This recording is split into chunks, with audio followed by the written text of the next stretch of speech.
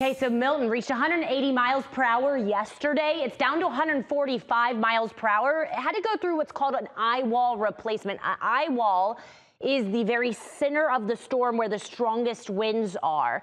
And that's what we measure, okay, for the hurricane strength. It essentially has to sleep like we do to get strong again. That's what happened overnight. But look, just in the last 2 hours, I'm seeing a defined eye reemerge.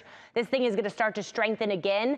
And because it went through that eye wall replacement, the distance of the winds has increased. That's bad news. It means those catastrophic winds will be wider as it makes landfall. It is likely to slowly weaken in the coming 24 hours before making landfall. Still a major Category 3 or Category 4 hurricane when it makes landfall somewhere between Tampa Bay and Sarasota overnight Wednesday into Thursday. It's not only the Gulf Coast that will see impacts. This thing's going to move across the entire state of Florida as a hurricane. So Orlando, Daytona Beach going to see hurricane impacts.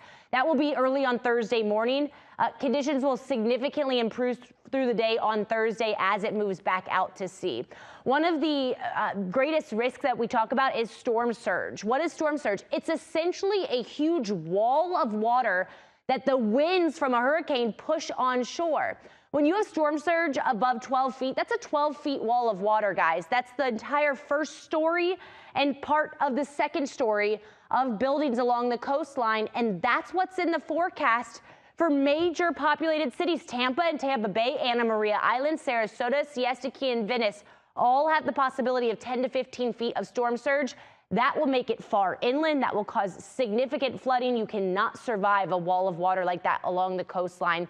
In addition to that, do you remember the flooding that we saw here in Helene in North Georgia?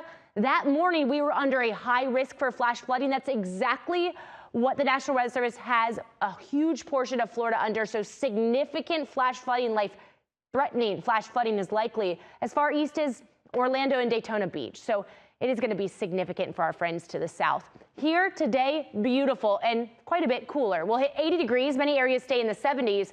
And we continue to see a cool off through the week, guys. We'll be in the mid-70s by the end of the week. Not only will the afternoons be cooler, the mornings will be cooler as well. We see very little impacts from the storm system, perhaps a little bit of cloud cover tomorrow, and then things completely clear out again through the day on Thursday. So looking at our 7-day forecast, it's all quiet here. No first alert weather days, certainly a lot cooler in the mornings by the end of the week.